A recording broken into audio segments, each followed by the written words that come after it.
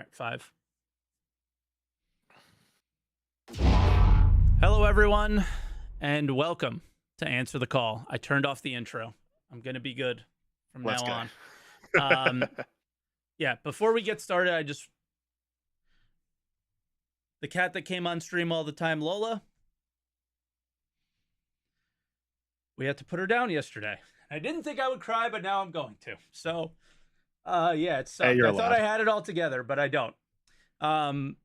So yeah, thank you. I wanted to say thank you to everybody where I had the ability to, because I was able to be there with her while she was sick for 8 months because of my job that you guys gave to me. So I just wanted to thank you. And that's all I want to say. How I'm coping with it and how I'm dealing with all of it is talking about this stupid fucking game.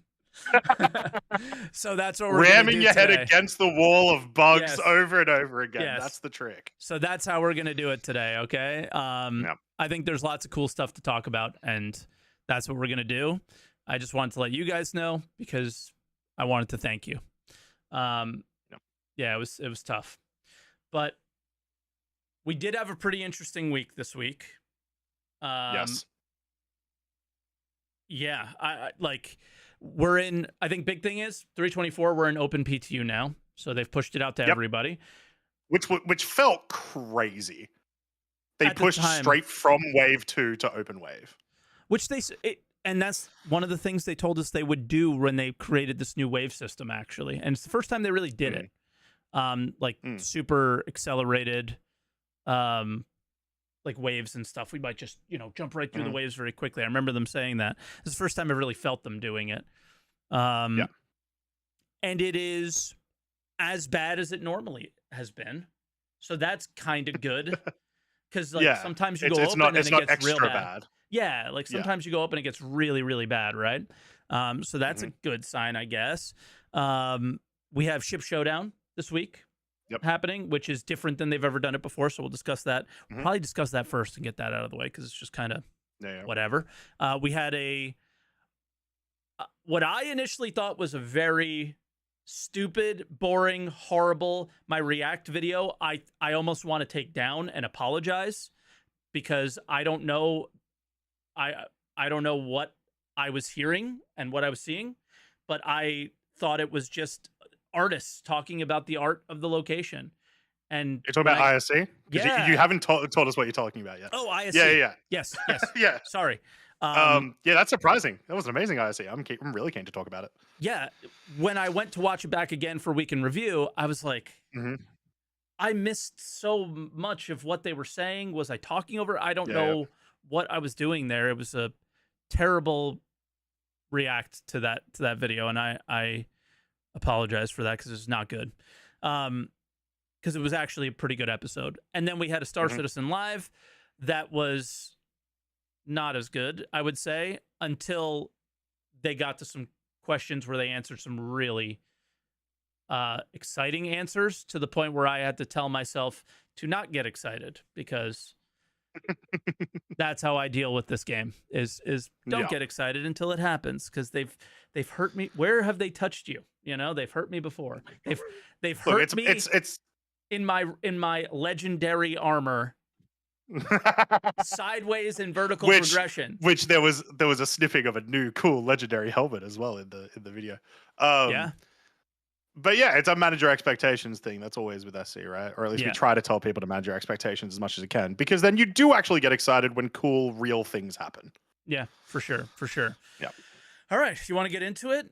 Or do you want, you were on the front page today. You want to talk about that? What was that experience like, showing Star Citizen to people who've never seen it before? Might as well talk about that for a couple minutes. Yeah. So we were going to be front page for the D&D game, which don't worry, guys. It's coming. It's going to happen. We're just going to reschedule it, but it's still going to happen. I'm very excited. Yeah. I am a little relieved. I was rushing this weekend to get everything ready and was panicking when I didn't have everything ready. So now I'll be able to have everything ready. Thank you, Lola. I don't know, that's a very dark way of doing it, but she chose a good time, I guess. But anyway, so Twitch front page was interesting. When I realized that I was going to be playing Star Citizen on Twitch front page I found it very funny because I was like, all these people are going to be wondering what this extremely buggy game is, and then the PTU just worked for me all day, That's good. and I had like minimal issues. So it's cool. It's dope. It's not a really big deal for like if you're a content creator out there, like looking at things like front page doesn't matter a ton. But it is kind of one of those good like, hey, you've still accomplished something kind of things, and that's what it feels like, which is kind of cool. You know, the only time I was on the front page, and I'll put it at very quotation marks, is the first year I started streaming before I was ever partnered. So this was 10 years ago, maybe more. I got view botted by someone. Oh, really? Yep. Yep. I ran I was looking at my view count, it was like 50, and then 2 seconds later it was 3,000. And I'm freaking out because I'm like, I'm gonna get banned. I'm gonna get banned. I didn't do this. Like, this is crazy. I don't know what to do. And what they told you to do, because this was like a common thing, people would view bot you to try to get you banned. Stupid stuff like this. They told you not to go offline, to just ignore it and like send a message in and let them know what happened or whatever. And I just played it off. I used it as an opportunity to share Star Citizen with people at the time. And it was fun. It's cool to talk to people that had no idea what it was, and Yeah, and that's the biggest thing. Like Twitch front page, and then also by extension, just because an experience this week, the Twitch partner party I went to on Friday. Still, so many people do have no idea what Star Citizen is, or have no context for it outside of, isn't that the game that scammed people 10 years ago? Yep. So it's like, you do get to show them that like it is more than that. No, they're still doing it today. Yeah. Not just 10 years ago. I got scammed yesterday. Yeah. But yeah, it's like super interesting. It's one of those things that's just really weird to come out or hear about experiences from the outside. So lots of new people looking to join the verse today, which is awesome. But yeah, cool. All right, well, we got there's a tournament that's going on right now, Ship Showdown, and it's a free fly. So if anybody's speaking of new people, if anybody's watching this and you've never played the game before and want to check it out, first check the minimum requirements, which go above those, and then give the game a try and see if it's for you. A lot of people pop into probably both of our channels asking about it. Is this game good? And I usually tell them that is the classic, to join one of these free flies and give it a try for themselves. So the biggest change about this week's this year's version of Ship Showdown is it used to be straight up the top 16 ships that got voted. Yeah. Or got submitted, because you would like submit artworks and tweets and streams and whatever about the ships that you wanted there to be. Now they've made it so that there are actually like subsections. So you've got like freighter, and you've got, I'm trying to read them from the stream, but you've got all these different heavy duty, alien, run and gun, speed demons, underdog, Pathfinder, road warrior, and fighter divisions. So they're calling them divisions. But the other thing that I was going to hop in and say is that they did differently is it wasn't just, so how they used to do it is, like Croncy mentioned, you would like, post a video of your ship, and if that got a lot of upvotes on the I don't know what that page is called that nobody really uses, the community hub. Community hub. Yeah, community hub. Yeah. That's how they would determine who ends up in the top 16, and then they would do this like, this tournament style voting thing of who will get the win, and then the last 4 ships or whatever get a skin, something like that.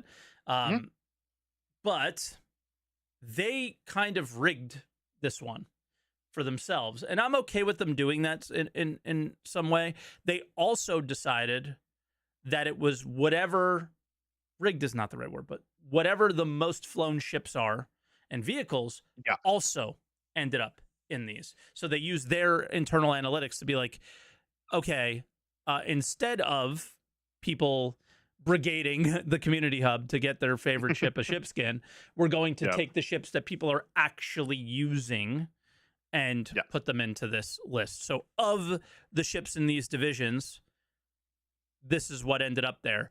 Now, why I said rigged is most likely if they did it this way next year, most of the ships would be the same. So I think it gives them the opportunity to be like, people are using these ships so they can like make it interesting and make it fun. And that's all this thing really is, right? It's a stupid, fun game where what ship do I like better? Neither's not a choice. So screw 890 jump people because they're cringe. There we go. And I'm with everyone. Wow, voting 890, not voting 890. How dare you, Mike? It doesn't have a skin. We need a skin for the 890. They don't need a skin. 13,841 people agree with me. Screw them. And they're all wrong. I will say on the like the having the metric of like literal in-game popularity obviously makes sense because this whole thing is a popularity contest. Yeah, I've seen people in the past, and if you are a person like this, you're allowed to vote like this, but I hate it where they've literally been like, oh, well, if you pit a Carrack against a Terrapin, of course the Carrack's going to win. It's got these size 4 weapons and blah, blah, blah. It's a popularity contest, and that's fine. And I like that because I just want to vote for ships that are cool, that I want to get skins, right? So for sure. Really, it comes down to like if you look at the list, you know, you could kind of tell that the Vulture's gonna win, or the Hornet, maybe. I don't know. I think the Vulture beats, at least in my vision, Vulture beats a lot of this field. That's what I'm scared of. I don't know if it will. I think it's pretty close. I think I vote for Vulture, honestly, because I think I prefer it, but I don't know. I think it'll be close. I think if this was last year without the buffer, the Vulture doesn't win. But with the buffer, I think the Vulture is going to win. And the Vulture... It's going to be interesting. It has a lot of skins. It looks cool with the skins. But true. The C1 will take the crown. Is the C1 in there? It is. Yeah, it was the first one. Yep. Honestly, I thought the Steve had a shot as well. It would have been cool, but yeah. But really, it's the top 4 we care about. No one really actually cares about the winner that much, I don't think, because in the past, it's basically just a coin or a flat jacket, right? It's one of the two that you get for the winner. Yeah, the additional thing. It's the skins that people care about, but you know what's weird is I don't use any of the best in show skins. Yeah, there's better skins at the moment. I do like the bright red ones, but I don't have any of those ships. So, like the ones from the Drake year. Well, what they did is you had to buy them. So the difference is, it used to be if you had the ship, you got the skin. Last year was the first time that they made you buy the skin if you, like, they just put it up there. Am I correct on this, or am I speaking out of turn here, I think it was both. Yeah, if I'm not mistaken, I think it was both. You could buy the best in show version of the ship, maybe. What I got it for free. Okay, yeah, maybe I was speaking out of turn there. I don't have any red best in show skins. So what came in fourth? Or that was 2 years ago, so that would have been which one's won? It was 600i. I don't have that. Carrack. I have that, but never fly it. So maybe that's it. Don't remember what else. Scorpius, Scorpius. And MSR? Yeah, I think those were the Drake ones. I don't think it's MSR because I have an MSR and I don't see that skin. And same with Caterpillar. I don't see that skin either. So I'm not sure. But anyway, we usually don't find out what these skins are until IAE, but get your votes in because it's good fun.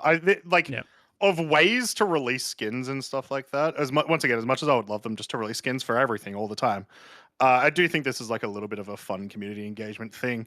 You can look at like everyone's Star Citizen Discords right now, and everyone's doing all their brackets up and having little bets against each other. It's good fun. Yeah, absolutely, and that's all this is good fun. But on top of it, it's a free fly, and you get all of these as the free fly to try.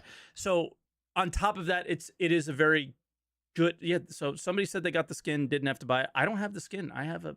Yeah. So I don't know. That's a weird one. So we'll see how that plays out. But anyway, the list of vehicles here is a big list, but but them creating the categories makes it a free fly that you can kind of try the whole game out and see what you like and what you don't like.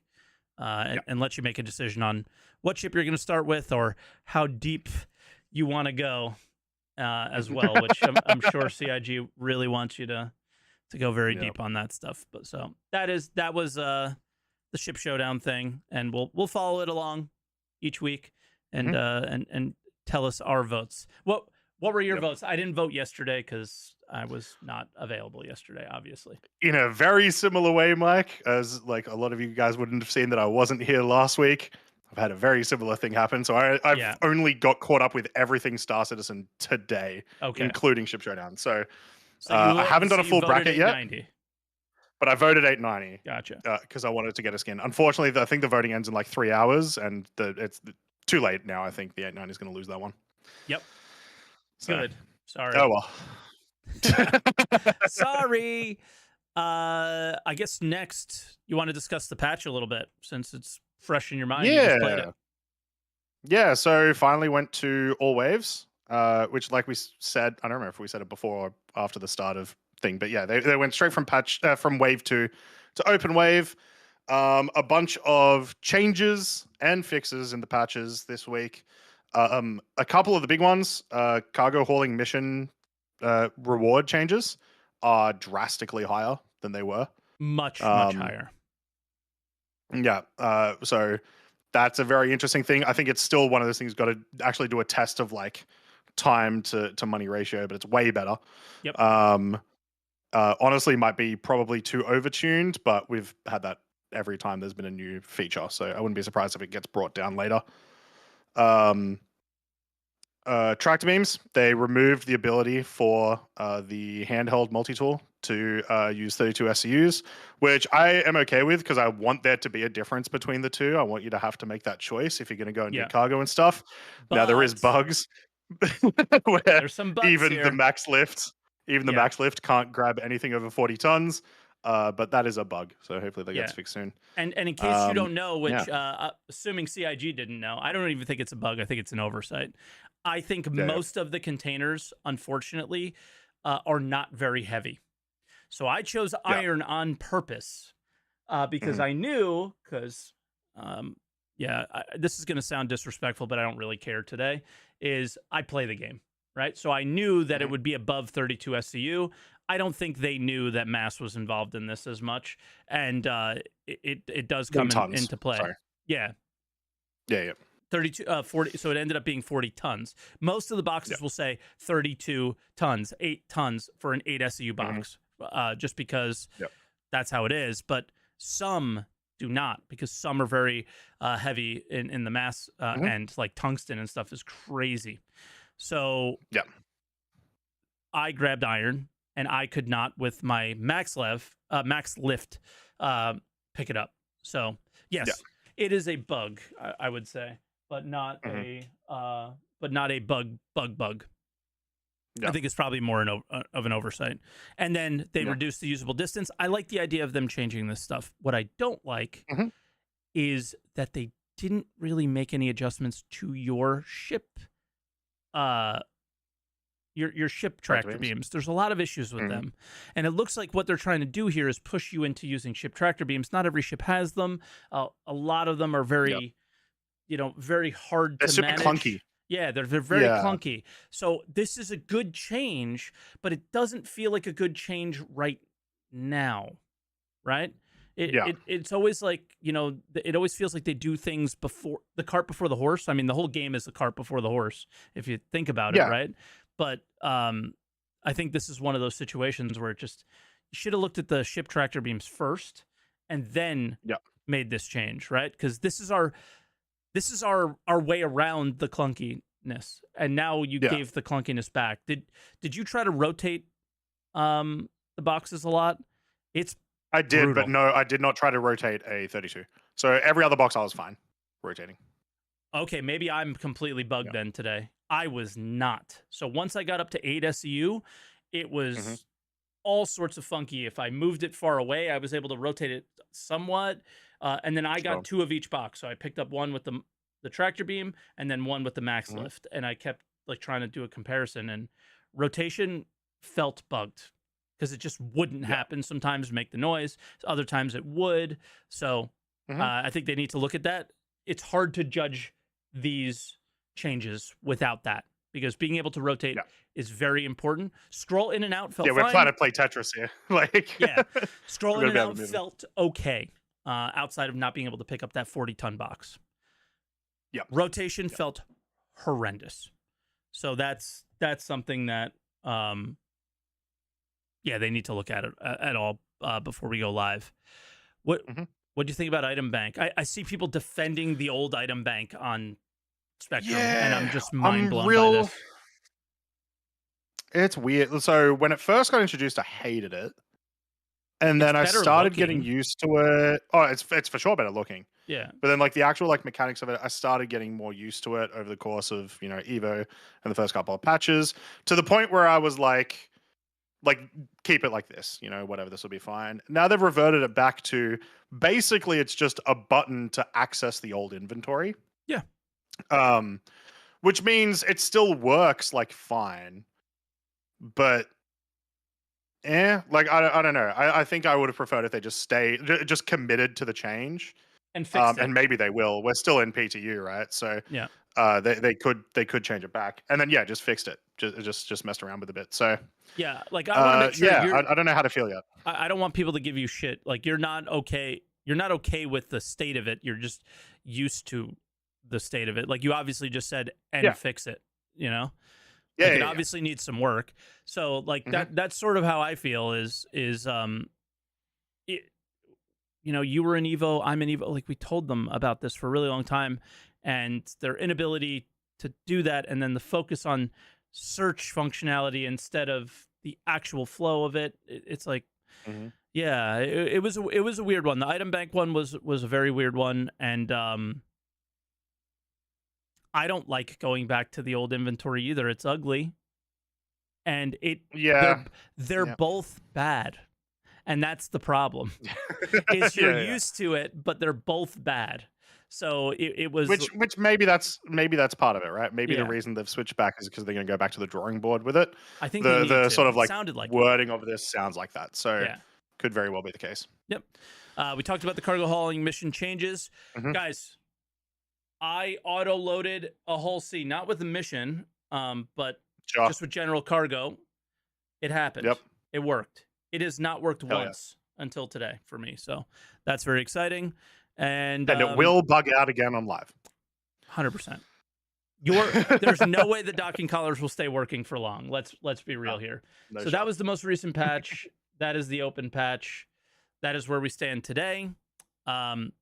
Do you think I will say, like, obviously Go not within the patch notes. Stability has felt so much better. I didn't like- have like, once a again, crash? Yeah.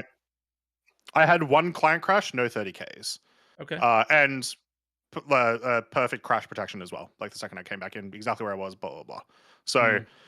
super happy about that. Obviously, still a lot of bugs to deal with, especially in regards to like groups and like parties and doing missions with parties with the new missions. Just a lot of things can still bug out, but I don't know. I guess I'm just impressed how it went from so insanely broken to just a little bit broken in like a week. That's kind of how it's felt. Yeah, and I think it only feels that way because it was so broken for so long. Yeah, yeah. Like they've talked about development being like a curve like this, where it just Mhm. like sits there and it's brutal, and then all of a sudden it starts to get better. And I think we just experienced that for sure.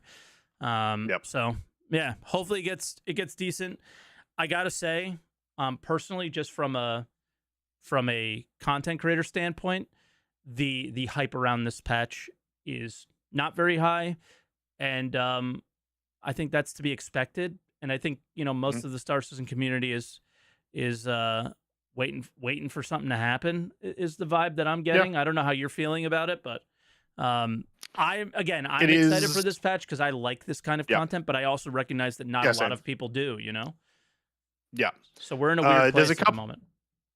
For sure. There's a couple of things. One, this was essentially, it is a thick patch, but it is essentially a .x patch. 100%. They right. So that's the first thing. It's not worthy of a number, but they did it. That's whatever. Yeah. It's thicker than some other .o patches have been, which is why I'm like, sure. go for it. Yeah, exactly. It's whatever.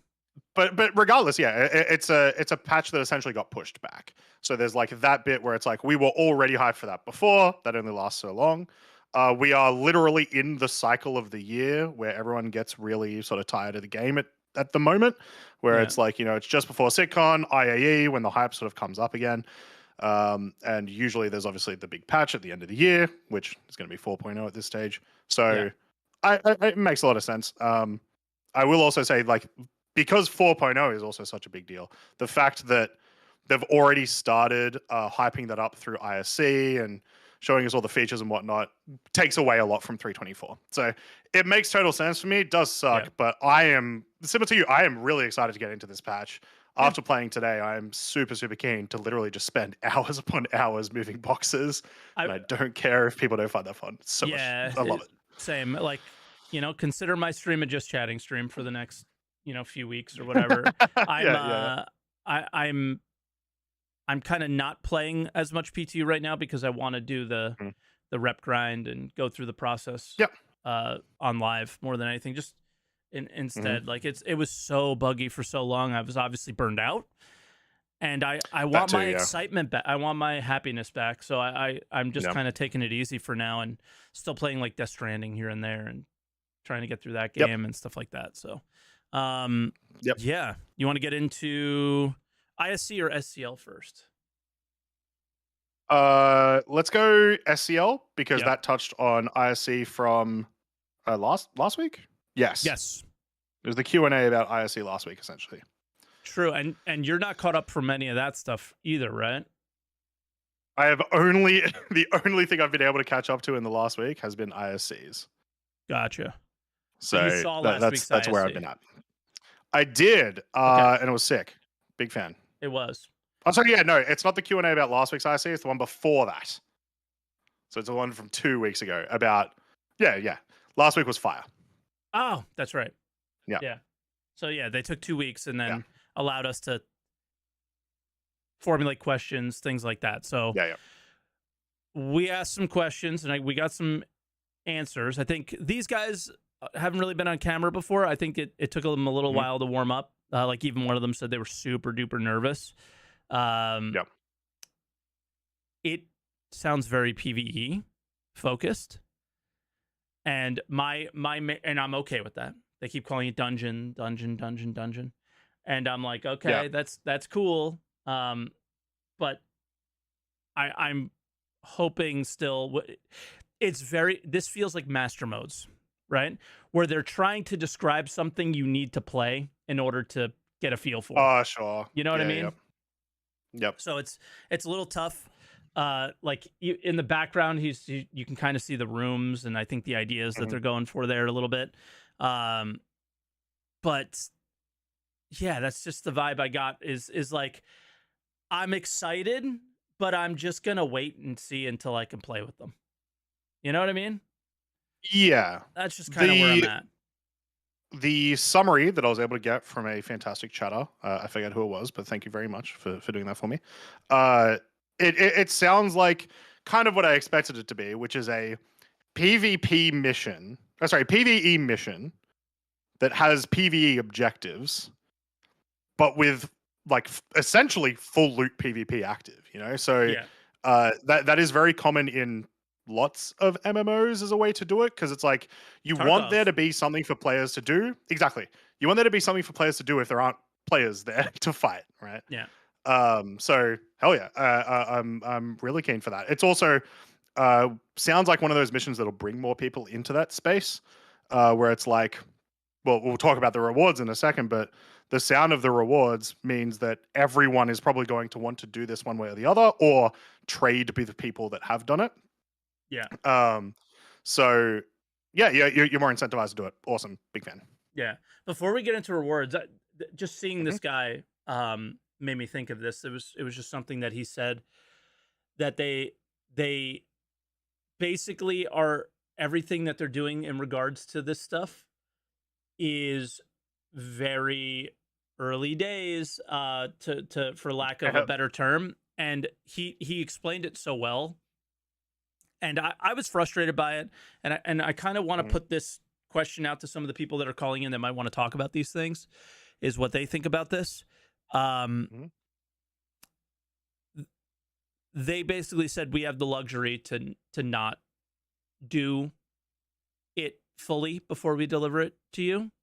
And my first initial reaction was to be upset.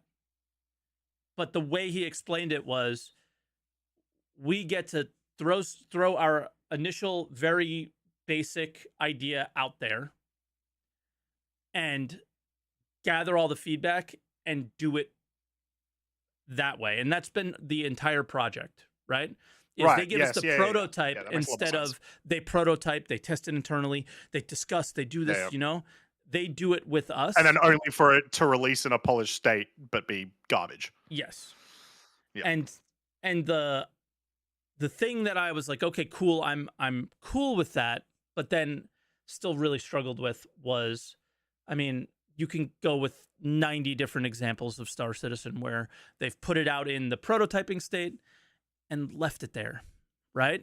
So do I believe him this time? I want to, but I don't. You know what I mean? And I really want to because, more devs, less Squadron 42, and all the things they've been saying forever. And it's just going to take them proving that point for me to be like, I'm on board, guys. You got me. Yep. And right now it was a very good answer, but I don't know how I feel about that one. Let's talk about the rewards, because that's the one that I literally punched my chair in excitement. It was awesome. So obviously you will know more than me, but from the summary that I got from a viewer, they're going to be ship modules, like the A and B, like military grade modules. So not just military. They mentioned all sorts of different grades. So we have to combine this with information we've been hearing for a few weeks now. First, I don't think it's entirely just modules. I think there was definitely another reward that they were hinting at that they didn't want to tell us.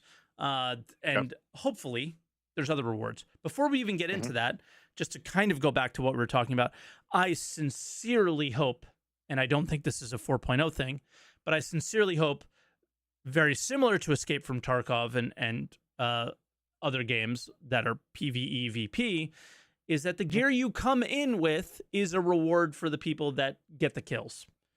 And we currently don't really experience that, right? And if we look at 323 and the way we loot players, especially armors, it is very difficult to do that now because they've taken away the local inventories and stuff. So they really need to look at that. And that is my one, giant glaring feedback is you got to figure that stuff out. You got to figure looting out. But that's about where I'm at with all that stuff is you got to figure that out. But the modules they mentioned, competition, they said. They didn't just say military, right? And then if you tie this back to a few weeks ago or even longer, I think we had Torsten saying that they wanted to create real differences between those, right? All those modules. Make them make a difference. Yeah, real tangible differences. Like when I'm using, and what I hope it is there's pluses and minuses. When I'm using a military grade, I get this advantage, but I get this disadvantage. But if I use this one, I get this advantage with this. So we'll see. And they said unique. These are special. You don't get these in shops. They're only from here. So it's going to draw people who don't want this gameplay, right? To feel they have to do it. And that is, that sounds like a bad thing. Yeah, no, it's good. It is a really good thing. That is a really good thing. First, you're going to have some seals to club for some people. That's a somewhat good thing. Hopefully, you don't club them so much that they quit the game. And what they hopefully do is they find people like me and my org who hopefully can deal with the really good players. I don't think we will, but we'll try. Who will farm this stuff, and we will sell it to you so you don't have to. Right? Yeah. like create problems in the games for players that other players can create solutions for each other. And that's how I see this is gun running 2.0, component running. So I was gonna say, cool. when you started doing gun running, when they first implemented the like the rare weapon loot, it's like the same thing, but it'll actually matter, right? Yep. So yeah. It's gonna be sick. I just do hope, like, initial implementation, there's gonna be something garbage about it, whether it's the actual gameplay itself or it's just like too OP. I just really hope they get on it quick. Because there's also going to be, I'm sure there's going to be situations, especially in like the US and Euro servers, that they're just camped 100% of the time, things like that, and it's going to be hard to get in and whatnot. So I feel so I'm bad. sure they're thinking about that, because like Elliot's part of this team, right? They're thinking about it, and let me interrupt you, and I do apologize for it. This poor guy, this poor guy. He was like saying PvP is griefing. Like, he just said something in a weird way, and man, people tore into it. And it is, so that's fine. Yeah. People really tore into it. But I think what he was meaning is camping is a form of not griefing, but camping like a corner or just being a general rat. Like in Escape from Tarkov, for example. Unfun gameplay. Yeah, it is. Whether it's gameplay or not, unfun by a lot for like at least one of the parties. Yeah, I just saw people raging on him, and I don't think he deserved it at all. So yeah, it was not okay. But I think what they're trying to deal with is people camping. But what you need at these locations is for people there all the time. And I think that's what he was trying to say. Yeah, you know. But you need to cycle through people, though. Like, there needs to be. I mean, it sounds like they're putting enough incentive in there for people to go there. So then they just need whatever mechanics they introduce. There needs to be something that like cycles through people within enough time. Otherwise, the largest orgs in the game are just going to have a permanent home there at all times. That'd be the only thing I'd be concerned about. But like, they solved that with money for nothing by just making it that it's a reward that can only happen once every 45 minutes. And that worked. Now no one goes there, but that's a different issue. But it's because of the reward. So we just talked about rewards that might actually be worth it to players, right? So it just comes down to if you do that at the money for nothing. And let's be real here, we both played Eve, and there are mechanics like money for nothing in Eve that are worth doing because money is worth having, and we will get there in Star Citizen as well if they do a good job, right? And the economy team does well, and it's not just the economy team, but you're losing components and you're losing gear and things like that. That's the big piece of this puzzle that they're gonna need to recognize, is that if we're not losing stuff, then we're in trouble. Because then none of this stuff matters, and we're going to be in the same place that we are now. And it's going to be a tough balance. It sounds like a sick reward, so make sure we have the risk of not just I have set my spawn at checkmate station, backspace. Can't have that. Or not even that. It's the reward is a component. So if I place that component on my ship, when I claim it, that component should not be there. I should have to go farm it again. Yeah, I should have to go do it again. Yeah, 100%. At the very least for those, right? The ones that are in shops, all right, man, save the shop trip for somebody if you want. I don't know if I care anymore. I do, but I gotta, like, they've beaten me down so bad. I don't know if I can fight anymore. So it's a matter of that it's like, if it's going to be a sick reward, just make sure we lose it. I guess. I don't know. Yeah, I agree. Yeah, that was the highlight of this. I mean, outside of that, it was a lot of stuff you would. It was a lot of like So like, I heard that like apparently there's like 3 zones that you've got to compete over. Apparently the like mechanics so that you'll loot some things to open the last zone or something like that. But I just like that it has some thought into it. Yeah, but it sounded like they were in totally different places too. Like, right.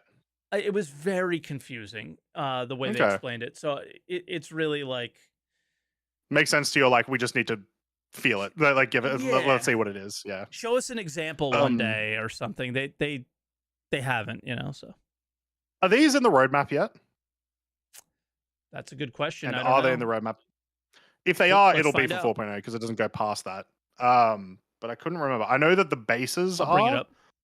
so I feel like it might be, but that could also mean it'll end up still being in like a .x patch. Let us see. Release view is loading. 4.0. I feel like I vaguely remember it being in there.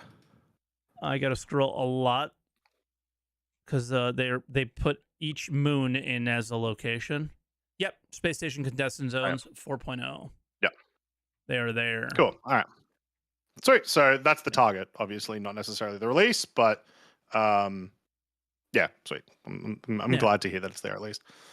Yeah, it's again, this feature progression will require tokens to unlock different zones. So instead of zones within the station, it sounds like it might be different contested zones altogether.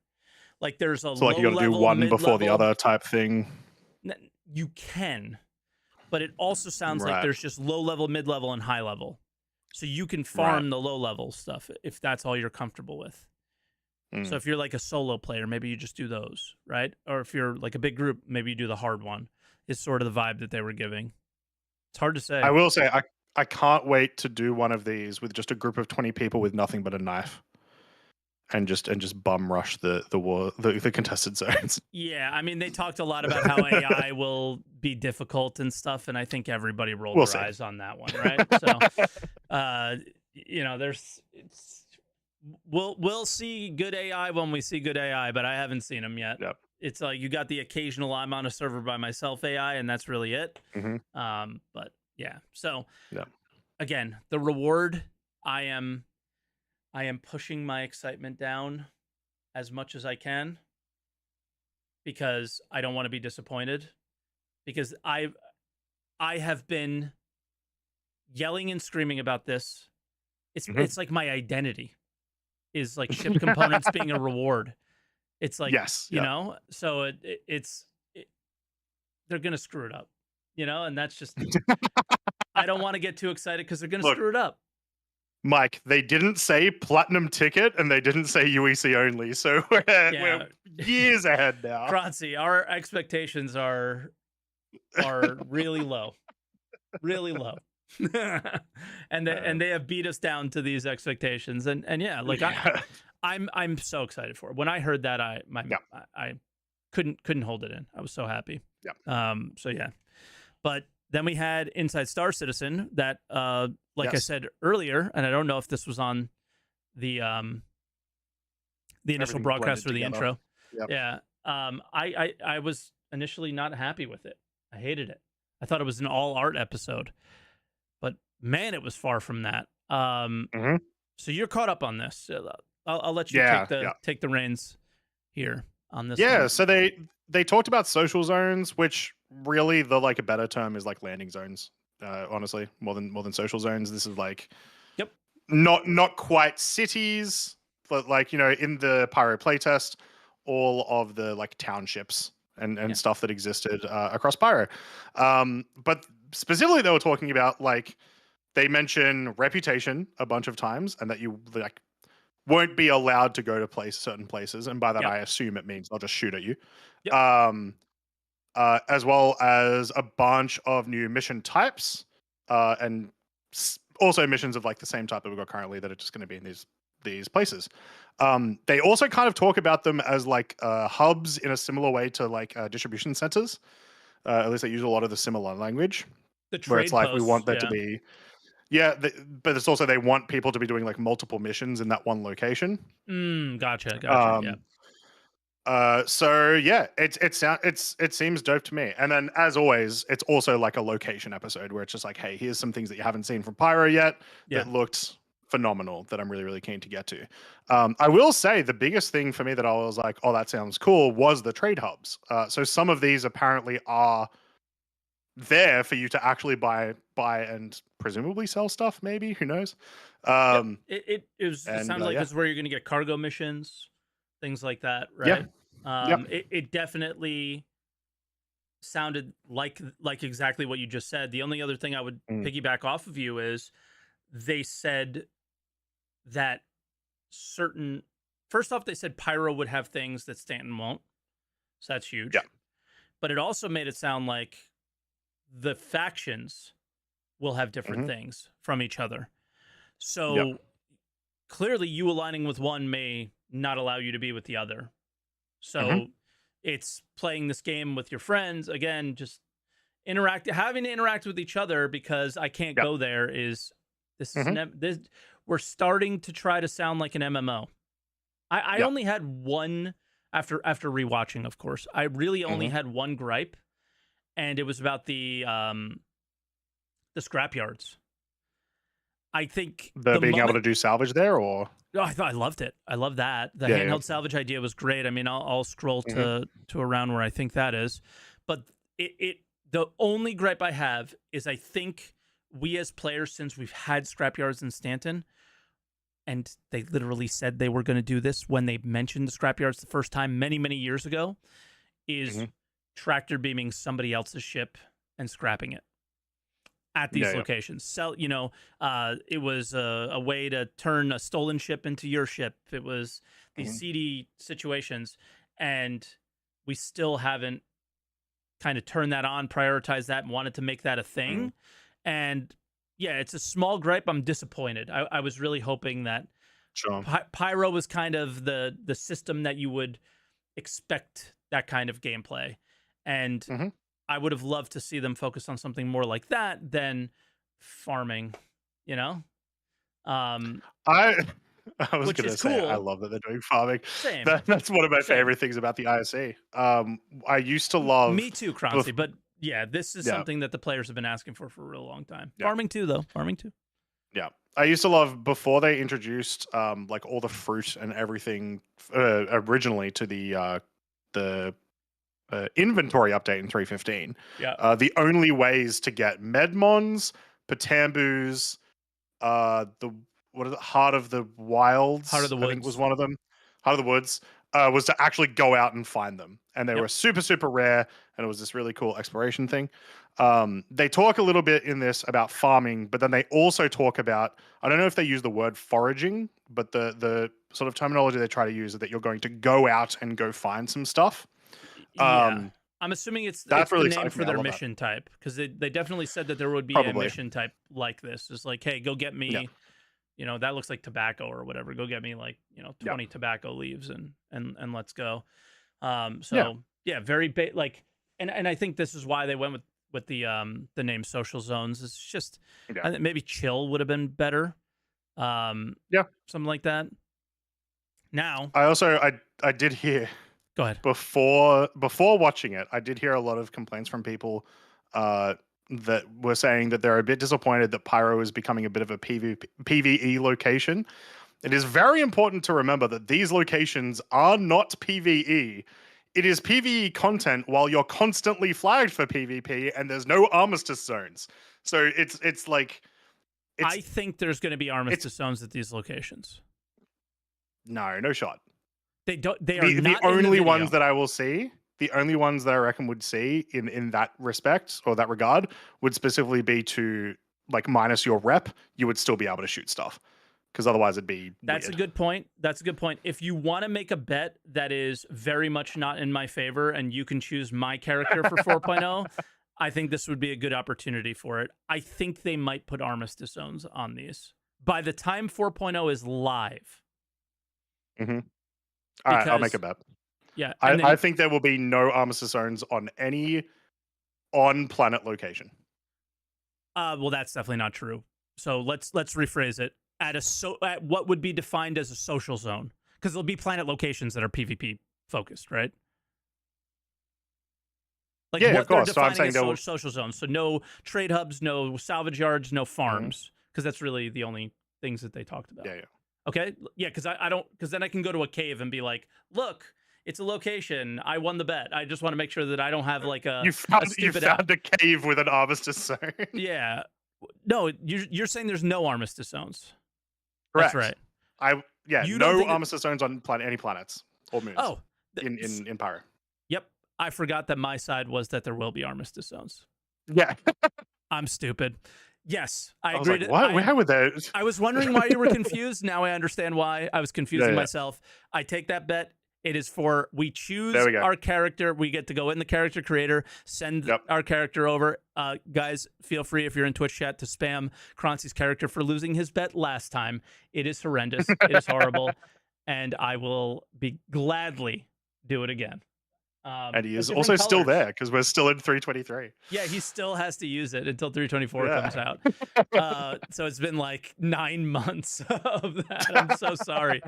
But I paused in a certain place because when they said the words, you can buy things in Pyro that you can't in Stanton. Correct me if I'm wrong, chatters, both YouTube and Twitch, but there are a lot of problems with the drug trade in Stanton right now. If I'm not mistaken, it's not easy to do a lot of drug trading. A lot of their zones have lost their freight elevators, things like that, I believe. And I think this is the reason why. If we let this scroll ahead, there's some ETAM in a bag there. And this was the exact moment they said you will be able to buy things in Pyro that you cannot buy in Stanton. Yeah. So I think that would be an interesting transition as well. Because, like, I think for a while, right, like there was at least a little bit of lore about R-Corp really wants to buy drugs because, of course, they do. They're a city planet. But where do they originate from? But where do they get it from? And it would make sense to come from Pyro, and it becomes like a bit of its own thing. And then you got to try to smuggle it through, you know, the jump point and stuff. So I would be okay with it, but I am not gameplay wise right now someone that does that a lot. So I'd be interested to hear from people if they think that's a good change or not. If that happens, of course. By the way, guys, all the waiting rooms are closed. We'll take everybody that we have and go from there because we're going to be getting to callers very shortly. But yeah, so this was like one of the things that really stuck out to me when I watched it a second time. Scrapyards, we did talk about it and we did show it.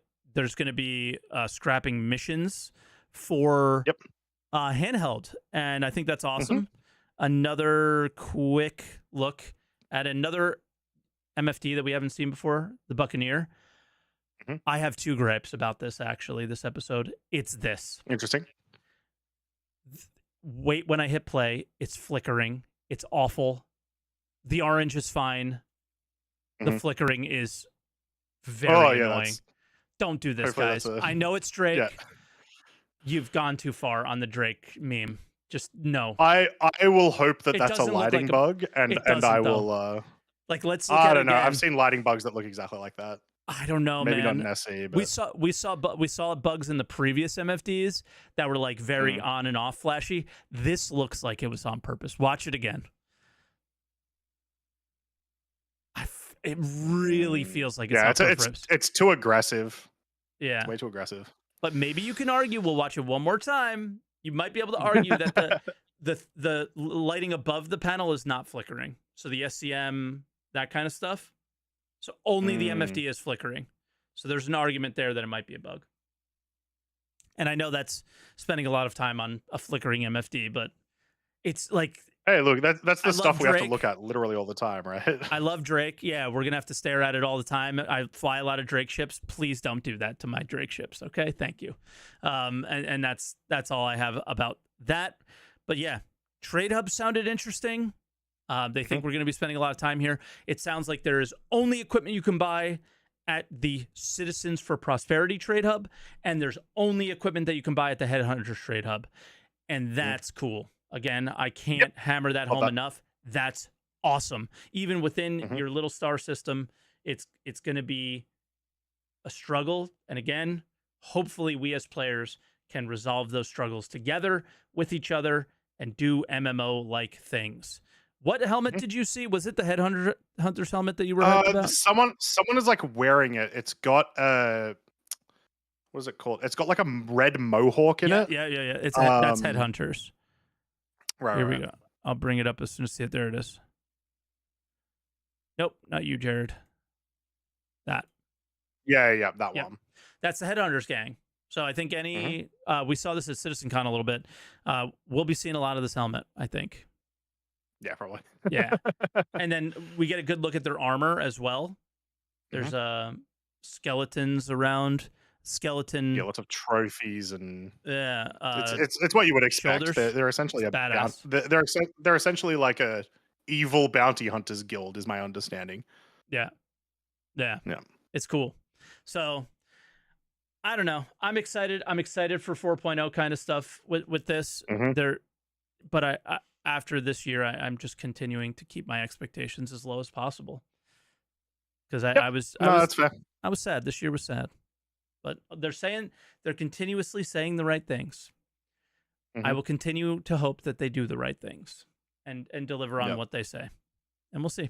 Yeah. But It is not a surprise that delivering 4.0 in a good state with enough content to keep people happy is going to be a huge sort of it'll be a deal breaker for a lot of people if it doesn't work well. Mm-hmm. Yeah. Yeah. Ready for some callers? Yeah, I did want to mention one more thing, which is Please. just one of the specific missions that they mentioned during ISC of Oh yeah. repairing like parts of the locations. Not just It's super that. cool. So We forgot like one of the essentially, biggest things. Charge and drain and stuff. Like they showed it. yeah, yeah, Yeah. yeah. Charge and drain. Essentially, also just engineering gameplay, but not on ships. But this is also all stuff that they've been talking about for a while. But it's cool to see, obviously.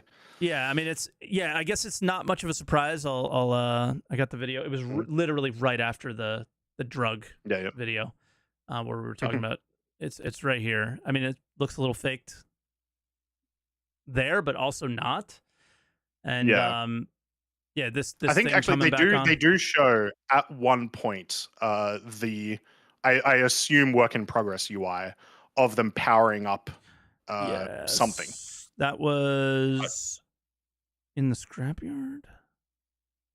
Possibly, but it's definitely like the visuals that we just saw might have been fake, but there is something there already. So it's one of those things that I definitely expect more likely to release with a 0.0 than not.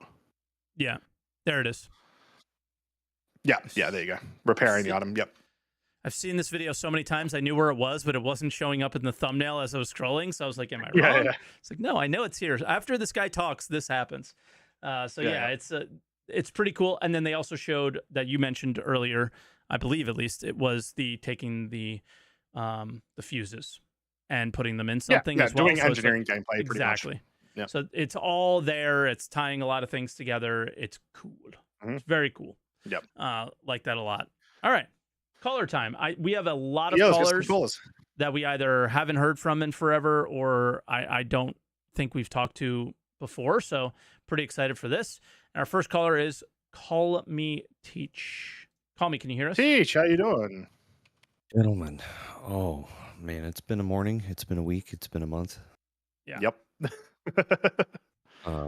It's definitely crazy in the world of Star Citizen right now. What's so crazy? Very much so.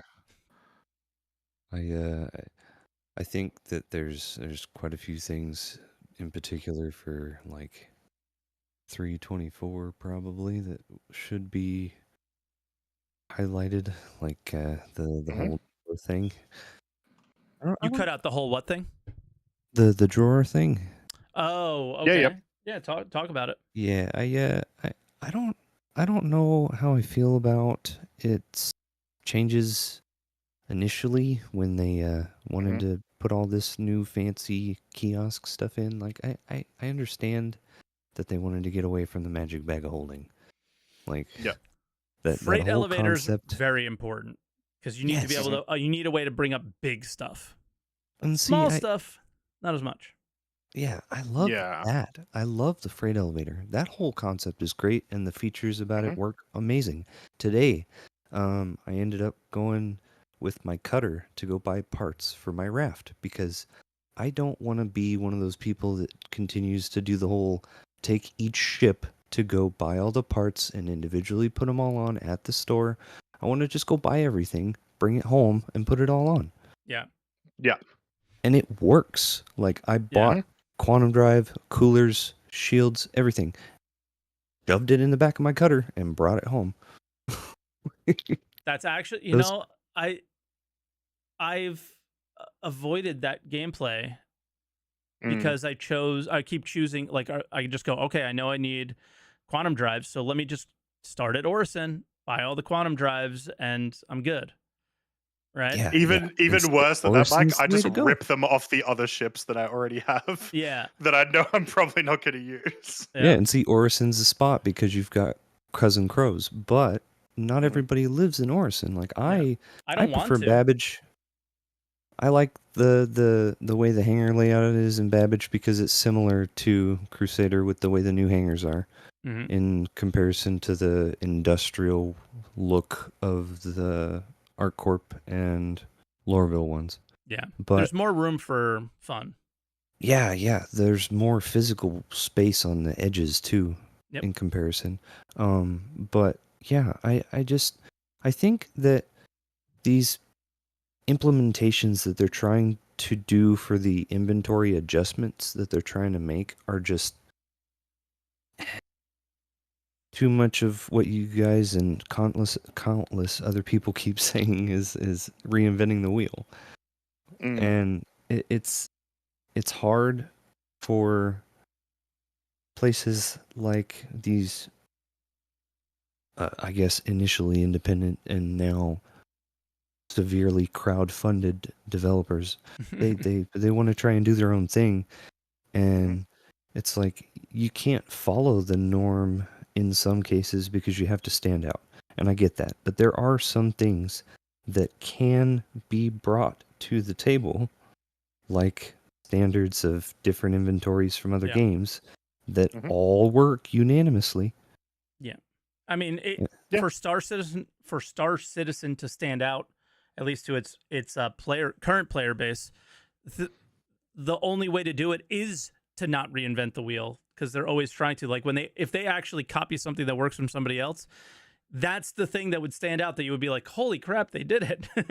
Instead of like, oh, they're trying to go too far and do all this other stuff, you know? That's the norm. The physicalization of things was enough for me. Yeah. Like being able to pick up those components out of my ship and put them on the elevator and drop it down. That was amazing. Yeah. Like, those little things are great, but having to do all this extra stuff with the kiosk the way that it was before they decided to just put it back to the old thing, but you have to go to the kiosk for it, like, okay.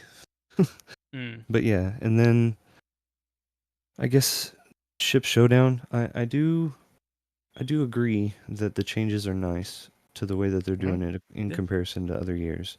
Like, because every other year doesn't win every year. Yeah, it gives more stuff a chance. Year it's been the same choices. And I like the fact that they're actually taking the data from the game and saying, oh, well, we've seen a lot of this ship and this ship and this ship and this ship.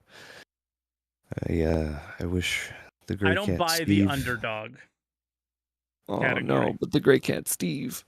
No, yeah, that sucks. But the underdog category, I think it is not the ships that are flown the most. It must be the two that are flown the least. Terrapin and Gladiator, yeah. Possibly, yeah. Yeah, like there's no way they have data of people using those all the time. That's the thing. It's like, they probably are underrepresented in terms of how many people fly it, but they're both the Terrapin and the Gladiator tend to be like big crowd favorites, especially the Turtle. Everyone loves the Turtle, so it's like Gladiator. I've seen a lot of Gladiators. During Xenothreat, there were a ton. Really? Okay, maybe I saw them I'm all wrong. over the place. Yeah, people seem to like the Gladiator. I want to love it, but it's so old. Yeah. Yes. And they've let it get old and dusty. So yeah, I think that's another thing about the underdog category is the ones that have gotten the least amount of love. Like, out of a lot of ships in the wide spectrum of every single thing on the website, like, there are a very slim few that have gotten little to no love at all. And to put it out there, the Gladiator doesn't have a single paint other than the basic two. That's what I was just about to say. It can't have a paint because it doesn't have the paint system working on it. So the idea here might be, if something like this gets into the top 4, then they know that enough people will buy a paint for it that it's worth it for them to invest use the the time adjustment. into Get around doing to it. that. Yep. Yeah. Yeah. It's like a way for them to set Yeah. their priorities. So, as fun and goofy and stupid as the thing is, it might actually inform some game development decisions for them. Yeah. Yeah. Yeah. Like I think the 890 can't have a paint either.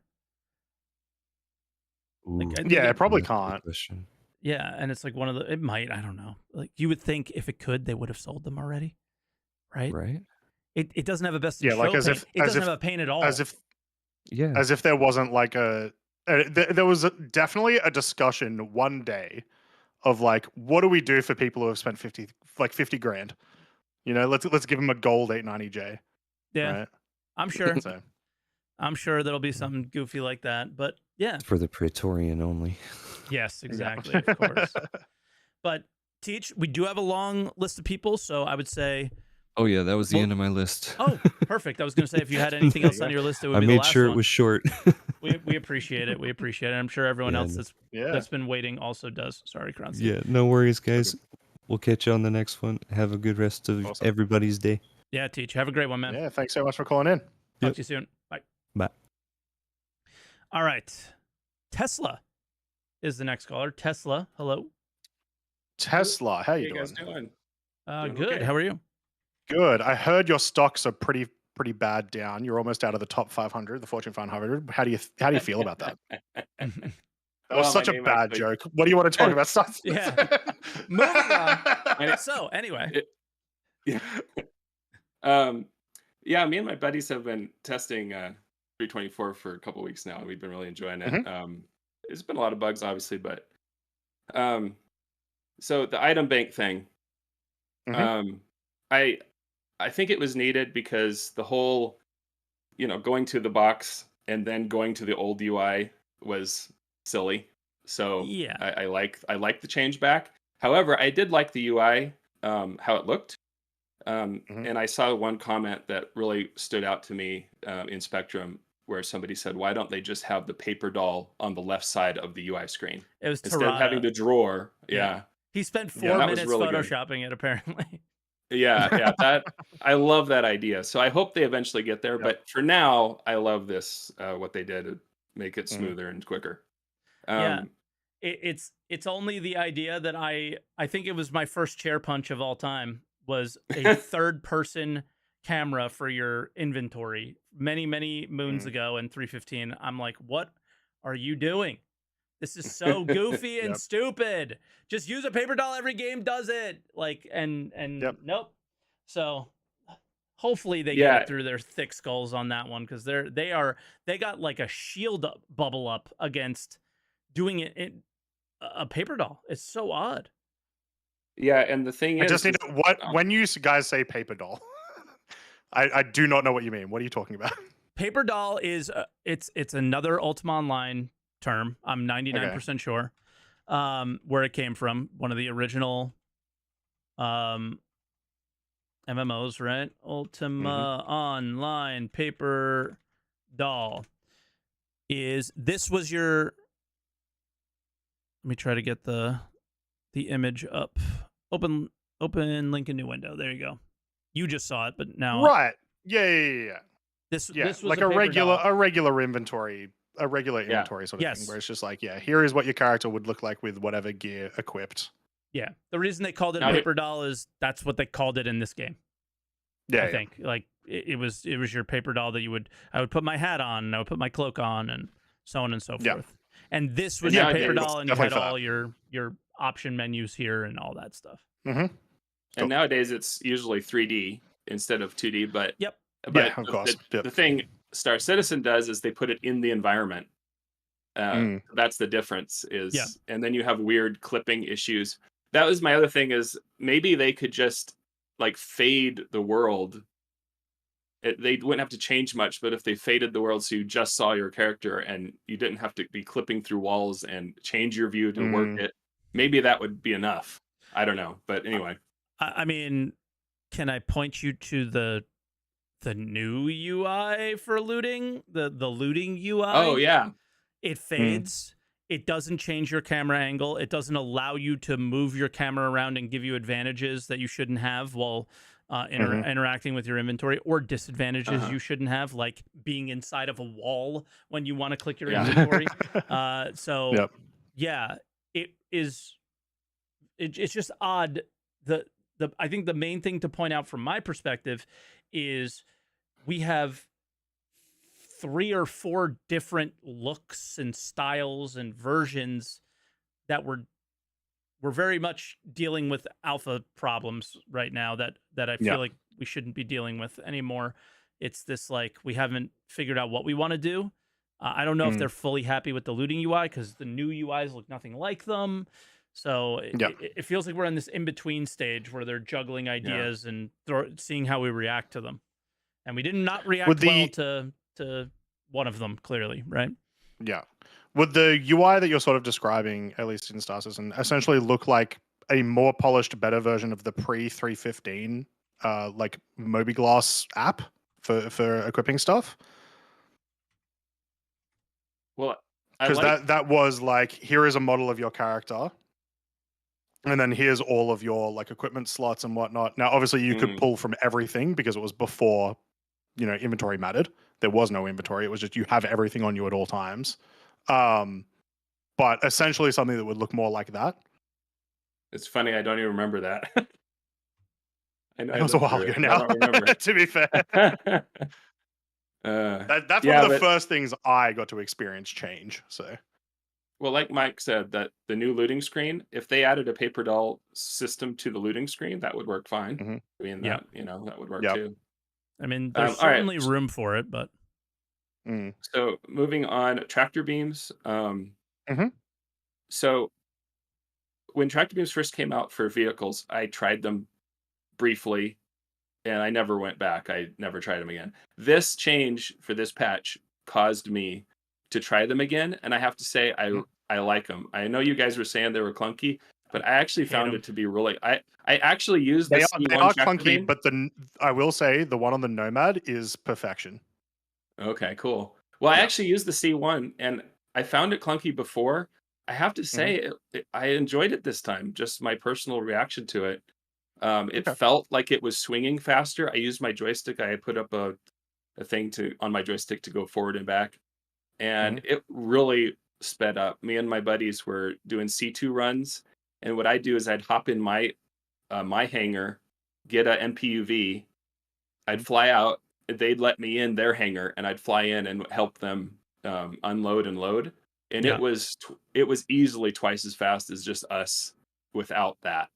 And so we had a great time. I actually really like that. I like that now that the ship tractor beams are meaningful. And but I agree with you. I hope they make them better and less clunky. And like the C2 needs tractor beams on it, front and back. You know, it needs desperately. So I hope they keep, So I hope they keep working on that. I like it. I want them on the inside. Inside would be cool too. One inside, right in the center. Do a bit better.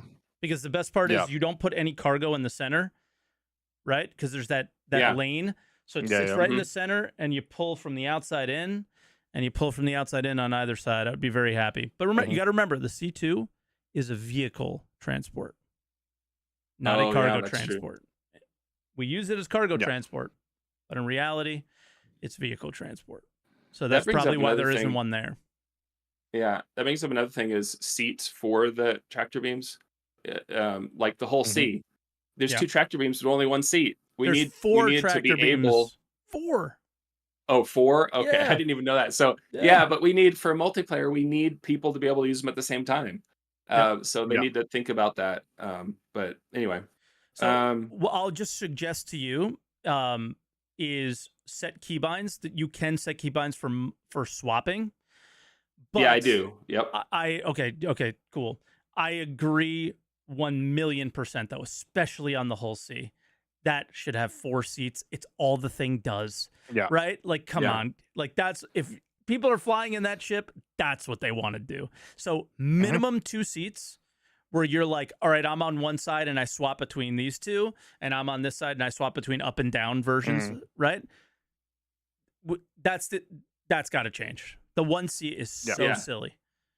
Yeah, and it can be easy. It could be just a little screen on a wall. Yep. And that's how you get to the tractor beam. That's it. Yep. It could be super easy. It could be a screen on a wall with 2 joysticks hanging out, like sticking out of the wall. Boom, you're good. Agreed. Yep. Agreed. Okay, so multiplayer we tested extensively, and I'm happy to report that now you can pick up separate orders. Each person can pick up separate orders. We tested that; it worked. I was so happy with that. I'm really nervous about what you're about to say, though. So, and before this patch, we were already able to deliver separately, but this patch is the first one where we could actually anybody could pick up. Like if you weren't the main, you could still pick up, which was great. Beautiful. We were really happy about that, and it worked seamlessly. It all worked great. Yep. So, oh my god! Kudos to them. Thank you. Yep. I wasn't sure because I haven't been following over the last little while, and just because of life, and that warms my day for that to happen. Yeah, us too. That's all I want to do. Now, how do you guys feel? This is something I saw on my Twitch chat today. People still are feeling, even with the improved rewards, that once you're working together, the rewards don't feel so nice. How did you guys feel in with your playing? Did you even care? Well, I mean, let's be honest. Usually playing with friends, you don't care. Yeah, we didn't really care. But I would say for the speed, I mean, you do it. You can unload and load way faster, and so yes, you're getting less money. Up and multi drop off. It's not even loading and unloading. It's like I'm traveling here, you're traveling there, and we're doing this together. Well, and the important thing is to link these things. Like we took 4 missions that started at Everest Harbor and went to 4 different locations. We found 4 missions, and they all paid like 40 to 50K. So we picked up in Everest Harbor. One guy took it to 2 locations, one guy to 1, one guy to 1. Took us maybe a half hour or less, probably less. I didn't time it. But I mean, we made 50K each. Or actually more than that because it was split 3 ways. So it was like 80K each. And it was super, and the only hard part I feel like is a pretty reasonable. That's a pretty reasonable UEC rate based on other things I would consider fair in the game in terms of, UEC earning. Yeah. Yeah, exactly. So I really love that these are soloable, but it's also fun multiplayer. We're enjoying it. Yeah. And the changes they've been iterating on have been really good. So I'm very happy about that. So one issue, 32 SU boxes. So the raft and the SCU and the raft and the C1 can both take 32 boxes, but they go in medium hangars which can't have a 32 box come out of the freight elevator. So that's a problem. So like solution is there a solution for this? Should the raft and the C1 go into a large hangar because they can take a 32 box, or should they make the freight elevator on medium hangars just change their orientation so they can take a 32 box, right? Yeah. Either of those would be a solution. Yeah, I mean, we can even go further than that, and they're allowing players to buy 32 SU boxes at outposts, even though the outpost can't bring them up. Right? Yeah. Like there's a lot of oversights that are happening at the moment, and I mean, if they just change the orientation, it would still hold the same SCU, but then you could do a 32 box. Yeah. It doesn't seem like it'd be that big of a deal. But my other question was, okay, picture this scenario for multiplayer. You've got 2 or 3 guys that are teaming up, and they don't have any big ships among them. They just have medium ships or small ships, but they've gotten to like experienced in hauling missions, and they're like, I really want to do one of the large missions. Let's team up and do the large mission. Well, right now they can't because 32 is the minimum box size. So I was like, it was so nice if we could just select 16 as the minimum box size so that a group of us could do a large mission, even if we don't own a big ship, Yeah. I think they'll get there. Yeah, they said on a Q&A, like a month ago, I think, something like that, that their intention is to do that eventually. It's not going to be this patch, which sucks. But As long as that continues to be their intention and they do it, cool, sweet, 100%. Yeah. That'll be good. The big thing is that they recognize that and are like, we hate it too, you know? Because sometimes they fight for their bad ideas, you know, that the whole community doesn't like, and they just keep fighting for them. But yeah, it's interesting. I brought up in testing chat, there was quite a big pushback against that. They were worried that, well, we don't want to make smaller missions trivial by saying you can go and upsize the box. But I'm not saying that. I'm just saying, just for big missions, you can only go down to 16. That's it. You can't go up. That's the only thing. You know, that's so. Yeah, I think that's fine. You could choose between 16 and 32, whatever fits for your ship, right? And then that opens up the gameplay for more ships and makes more sense. But all right, Teslla, I think we've gone for a while now, and I'm sure you have more to say, but this is where we'll stop because we got other people. But I really enjoyed your call, dude. Thank you for calling in. Yeah, cheers. Thanks. Thank you, guys. Keep up the good work. Talk to you later. All right, bye now. Will do. Cheers, mate. All right, and then we got fellow YouTuber, Odd Job Entertainment.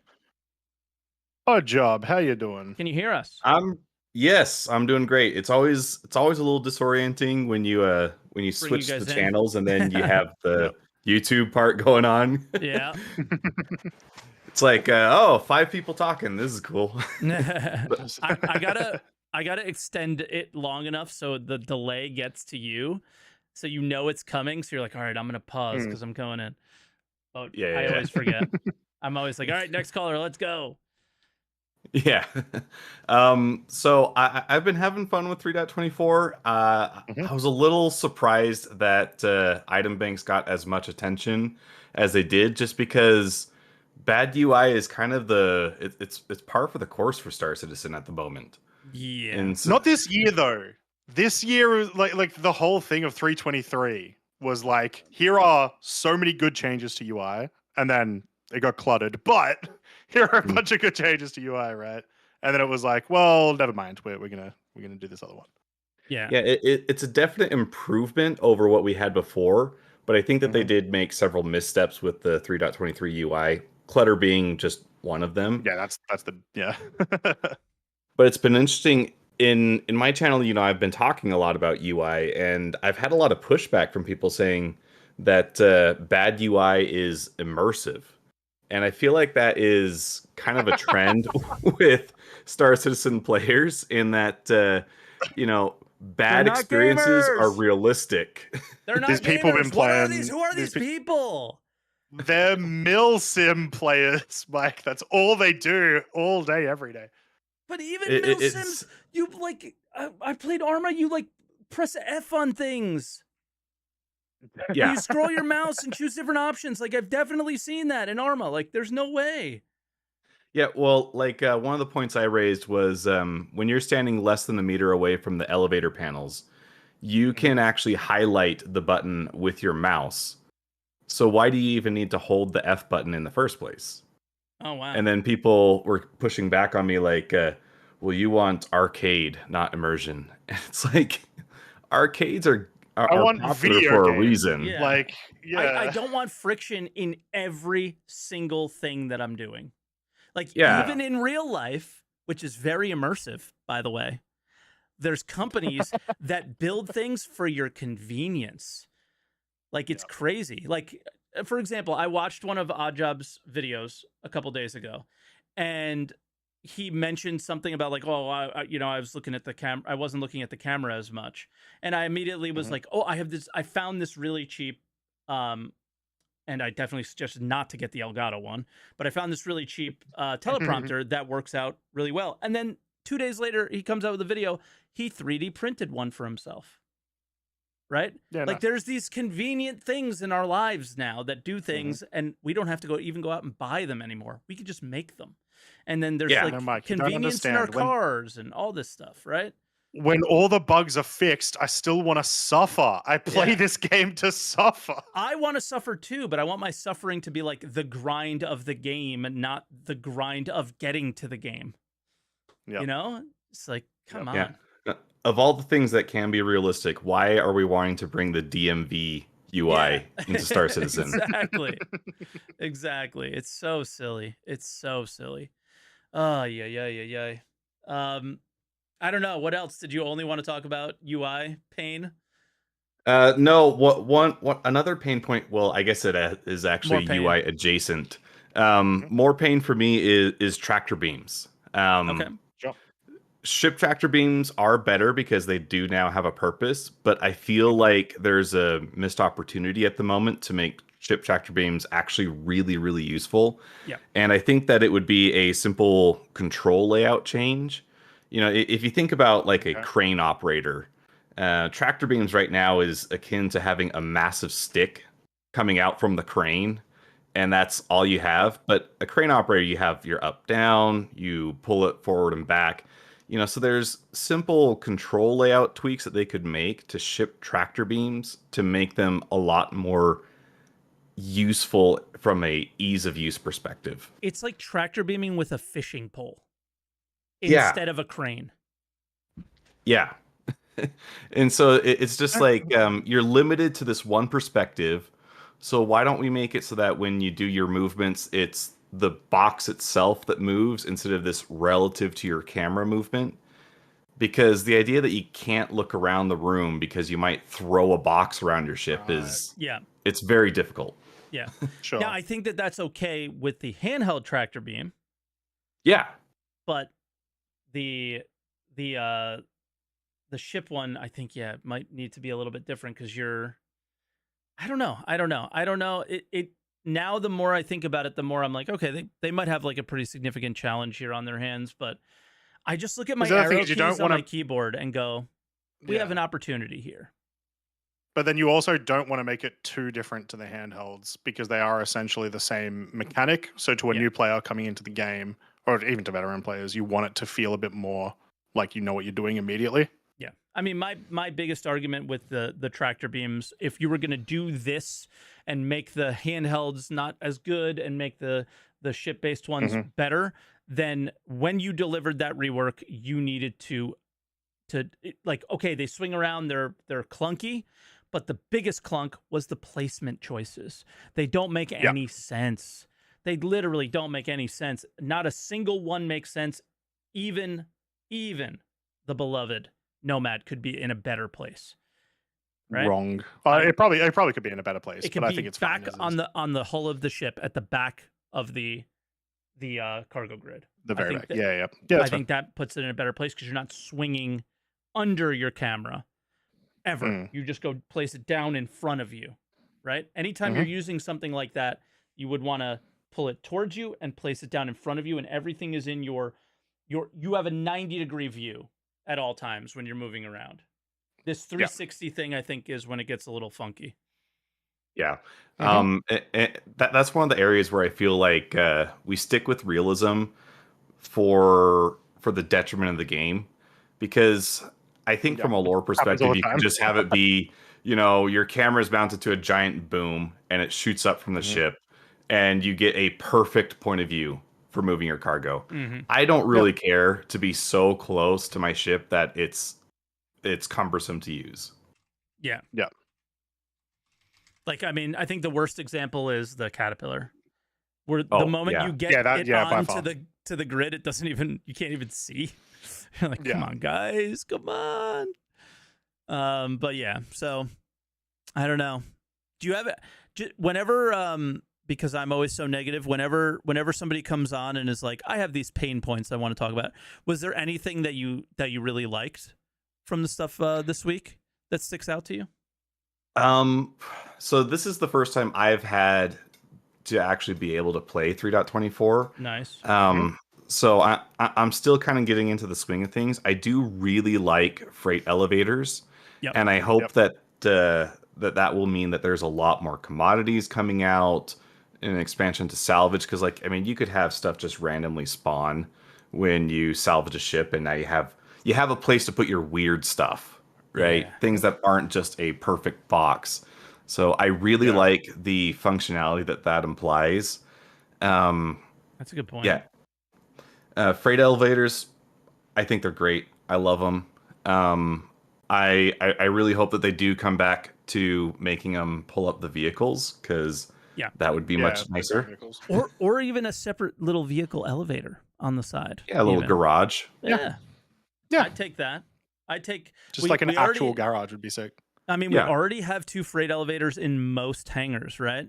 You could convert one of those into a vehicle one, and I'd be okay with that personally. I don't know how people feel, because cargo is very convenient when you can have it popping up from both sides. So there's a plus and minus, especially in multiplayer. Yeah, for sure. So if we lose the duplicate, so I'm with Oddjob. I'd rather just have dual functionality for that elevator. Well, there are a bunch of rooms or like sections in every instance hangar that just does not need to be there. That could be a garage or whatever. If you guys haven't seen Morphologist's video on like I designed my own hangar, it's a must watch as far as that goes. I mean, the guy's an architect, and what he did just made sense. So take a look at that video, guys, if you haven't, for sure. Yeah, that one is a really good one. Yeah. Anything else, Oddjob? Those are the main points for me. Yeah. Okay. Thanks for having me on. Cool. Yep. Guys, cheers for coming on. Whenever we have YouTubers on, I try to shout them out as much as possible. Oddjob is my like guilty pleasure newer person in the verse, I guess.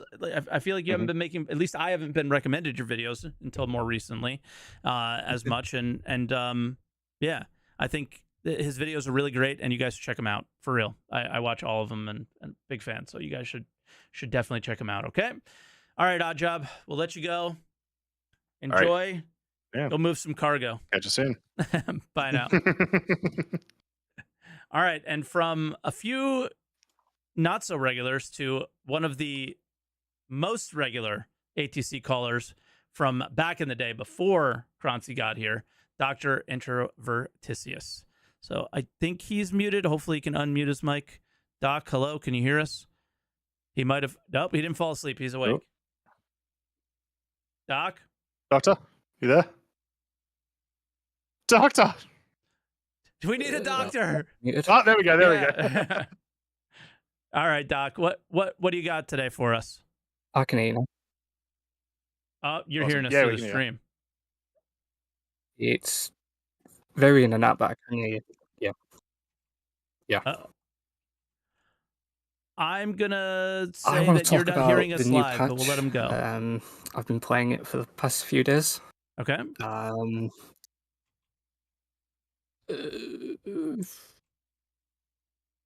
He's not hearing us live.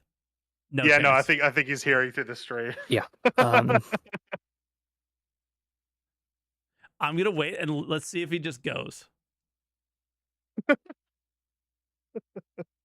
I can't do the silence anymore. Doc, Doc, come back. Mute the stream. Come back and change your audio to just your headphones. If there's any mods that can help, pop into waiting room 1 and help out Doc. We're going to swap him out for certified Gumbo, and we'll get his audio figured out. Gumbo, if you could hear us, we snuck you in. Yo, yeah, I can hear you. What's up? Fantastic. How you going? Oh my god, dude, I'm over 324, so I'm gonna try and make that. We're already over it. It hasn't even come out yet. Bro, boring patch. Old news. So 323 was my first Evo patch. Hold on. Let me mute. Fucking TV. Okay, sorry. All right. 323 was my first Evo patch. This was my second, and this was 10 times worse than 323 was. Like it's funny because like I'll see chat now that I just open PTU, and like I remember like seeing Evos back when I first started playing, going like, "Yo, you have no idea how bad this patch was," and that's how I feel about this right now. But like and last you said week, this I did was like your first Evo. Second Evo. 323 was first. This was the worst Evo ever, I would say. Okay, so I can understand why. Like this 2 weeks ago, this build was like unplayable. Like it was ridiculous. Like 4 days ago. Like, yeah, not even 2 weeks ago. Yeah. I mean, well, but what is it? Before it went to Wave 1, so they did some miraculous shit like before it went to Wave 1 to where it would actually, because I don't think they were leaving it up for a full day before it went to Wave 1. I think it was like 2 builds before Wave 1 that it actually started. It was playable enough to leave up for 24 hours. But like, yeah. Anyway, that's beyond the point. Like, just real quick for 324, like I want to talk about the item kiosk real quick. That's a pain point for me. But I like the happy medium that they've gone with. I think that what they should do, I hope what they do is add a tab for like a paper doll where you can like swap between the item box and the paper doll, so you can dress your character, and then if you need to just put some stuff in your in the item box and pull it out yourself, you can do that, and you just switch back and forth between those tabs. That will make it a lot easier just to put gear and gear up your character. And then I would remove some of the tabs, like remove the containers tab, remove the other tab, remove the vehicles tab, and just let it be FPS gear that you see in the item kiosk. Like, and that would, it's weird. That's how they wrote it, and that's not what happened. Was taking the tabs out. By the way, a paper doll is actually like a thing from like the I know what it is in real life. I saw people in like chat saying like, "Oh, Croncy, this is what obviously I know what a paper doll is. It is literally a doll made of paper. It's not that hard to get." So the people in chat who said that, fair, all right. Look, paper dolls have regained popularity with young children, featuring popular characters and celebrities. Really? Okay. That sounds like a voodoo doll. That's weird. Yeah. I will give a gifted sub to whoever in chat makes a paper doll of Mike. No, they already have voodoo dolls of me. Stabbing them, I'm sure. No doubt about it. The in-world cameras is just terrible. It's always been terrible because how it clips through the world. So like, I would just much rather the UI that they had built that didn't move the camera, that kept the camera stationary, was fine. It just needed a paper doll tab, as far as I think, and it would have alleviated a lot of the pain points for people. Yeah, 100%. Because I just want to be able to dress my character and then move the hell on. Because everything else I'm going to pull out from the freight elevator anyway. Like, just let me put my gear on and then I'm out the door. Yeah, I think the idea for them was like, all right, well, the freight elevator, you have to press a button and you have to wait for this animation for the freight elevator to come up for these physical items. And in their mind, they wanted to do something similar for the item bank, but it's just way too much. Yeah, it just way too much. It's just so far off the path of what you would get from every other game that you played that people just can't get it and don't want to. Yeah, it makes you like not want to loot. It makes you like not want to have things, because it's like, oh, if I have to open up my inventory and see all this crap, like I don't even want none of it's not even worth it. I don't even want it. I don't like this stuff that much. Yeah, I mean, we showed the preview of the base building a couple weeks ago, right? Or a week ago. Yeah. And they showed your armor in a you're talking like about on the short, a stand. Right? Yeah. They showed an armor in like a stand. Like, are we even going to be using these? Is this a short-term solution anyway? Like, yeah, I was talking to some people in my org about that. Like, I because that is the direction I think inevitably they want to move to. Like, we're not even going to be interacting with the kiosk that much. Like, they want everybody to have all their stuff in the game world. Yeah. So you store it on your ship, you store it in your hab, you store it in your base, and it's out, and you interact with it that way. You don't do it behind a kiosk. That's fine. But guess what? By the way, we're not there yet. I hate we're that not too. By the there way, yet though. Like, the game doesn't support any of that. So like, why are we like, just anyway? Just paper dolls, please. It's just so simple. It's just so easy. Every game does it. Like, come on. Yeah. Even extremely like heavy immersion games do it. Yeah. I mean, even if we are, even once we get to the point where we have bases and personal habs and all that stuff, like, I still need a paper doll at the kiosk. Like, I don't. That can't not be an option. That if I want to display armor, sure, but I don't want to have to individually put on and strap each piece of my armor on. Like, let's go, guys. Wake up. Wake up. I mean, that's just any like MMORPG or RPG game that has a house or base building has like things like that, display cases where you can put gear and stuff that is really rare that you're never going to wear because of how rare it is. Yeah. Like, Yeah, more of a trophy. That all makes sense. So yeah, it's the trophy stuff. Yeah. That's the kiosk thing out the way. Hauling missions. Here are my positives. The hauling missions are way more enjoyable than I thought they would be now that they actually work. Yep. Hell yeah. I'll take that all day. Originally, it was like, oh my god, like I couldn't even get to my space station. Yeah. Couldn't even get from the planet to the space station, so I couldn't do anything. But like now that they work, like I feel like the architecture of the mission structure is the best mission structure that we got in the game. Like as far as like how progression is laid out, because like you go through the ranks, but then you also have small, medium, and large options. So like even as you progress, if you have just like an Avenger Titan, even as you go up the ranks, there's still small scale cargo that works with your smaller ship that pays out pretty decent. So you don't have that like, oh, I need to upgrade my unless you really want to. But you don't. It doesn't feel like you're missing out on gameplay just because you're not as trapped. A big cargo hold. Like I feel like I can upgrade my ship exclusively through through hauling missions now. Yep. Yeah. It may take me a while, but I feel like I can do it. Where if you did the math last time, you couldn't. And some people just want to haul cargo, man. So you got to think about that as the designer, as the economy designer, is like people are going to play these mechanics in a vacuum just by themselves. And like, there's better things to do, but they don't want to do those things because if the game designer did a good job, and like you said, I think they did a really good job here, players are going to want to really only engage with this gameplay. Now, again, I've talked about this a lot over the last couple of weeks. One of the biggest pieces that are missing, we're starting to find some hauling possibilities with just general commodities, buying them at outposts and stuff like that. It's there, but it's not there.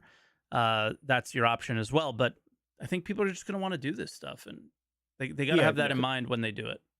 Commodities definitely took a big hit, like for this, because if they feel like an afterthought, or they feel like it's a part of it's being considered for like Star Sim or some whatever, but it's not really a factor in the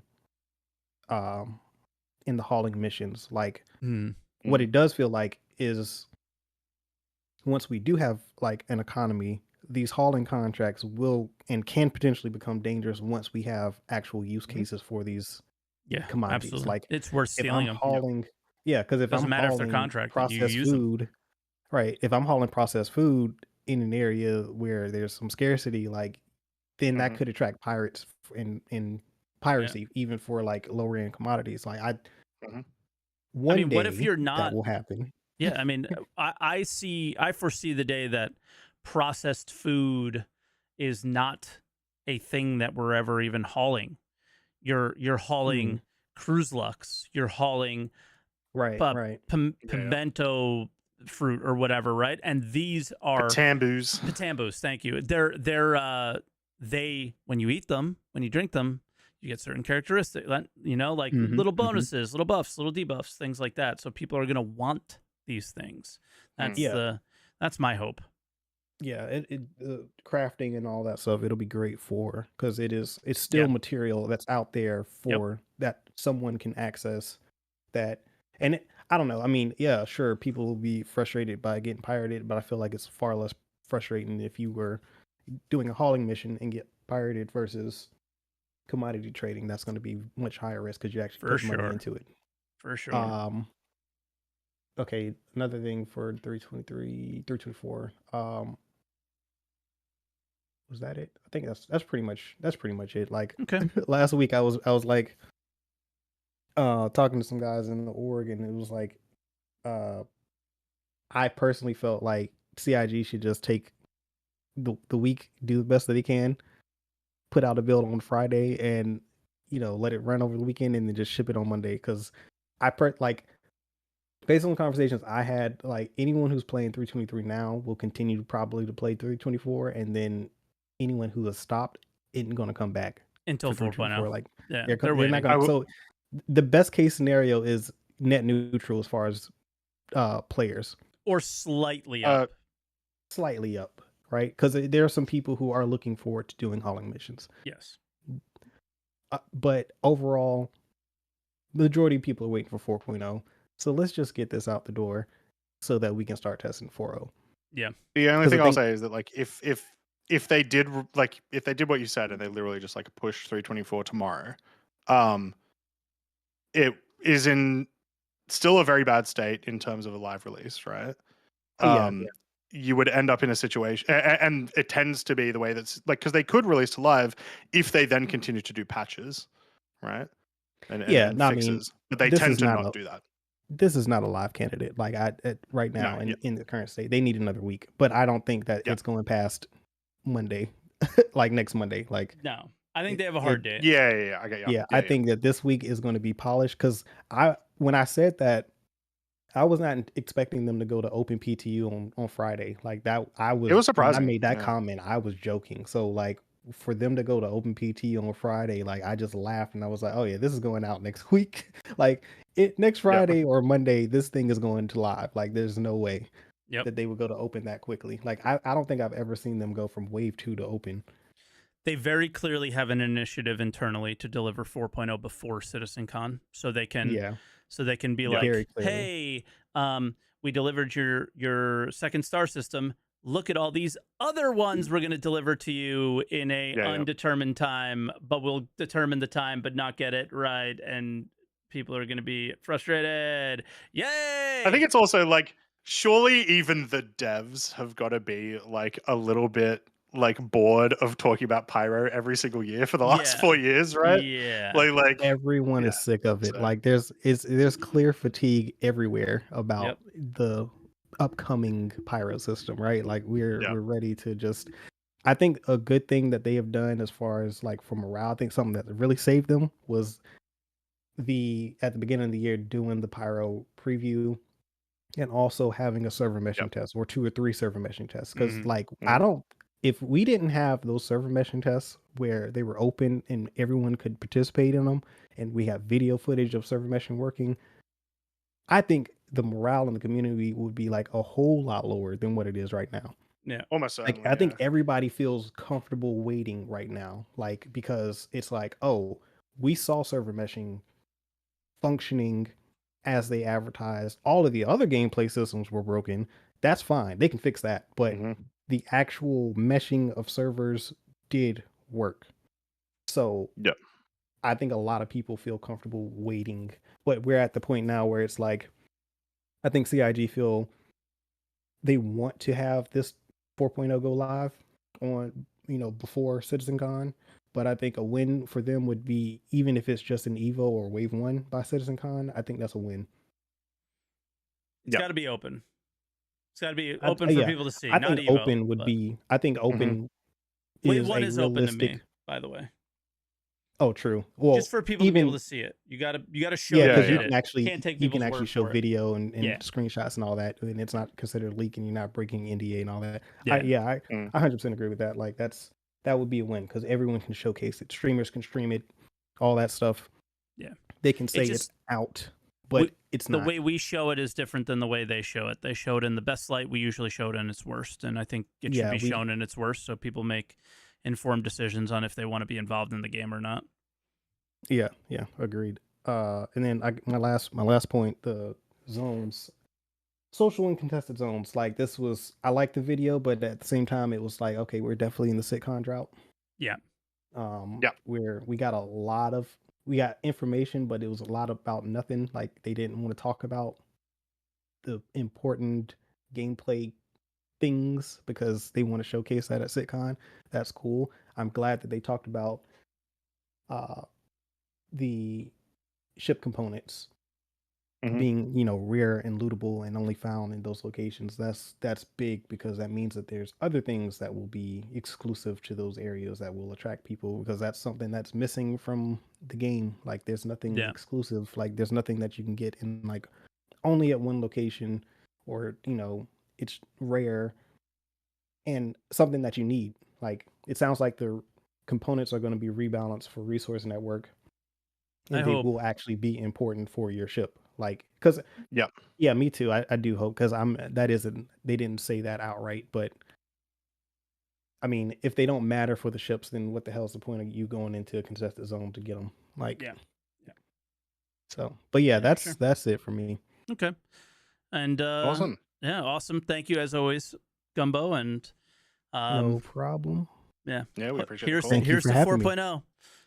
I know, right? Yep. Like hopefully next week we'll get Soul Crushed, but at least it'll be it's like, oh, it's on the docket, it's on the horizon. It's actually Once they get this out, that's the next thing, supposedly, unless they do a 325, which hopefully not. God. Oh, man, I'm not. Oh man, that'd be the most viewed pod. Yeah, because they're just hoping I'm gonna explode. All right, Gumbo, we'll let you go, and we're gonna get to our caller before you. Hopefully their mic is all good, or their headphones. Catch you, right, Boom. Appreciate it. Cheers, mate. All right, let's bring on the doc. Doctor, can you hear us properly now? Yes, you can hear us properly now. No. Nope. Doctor. No, Doc.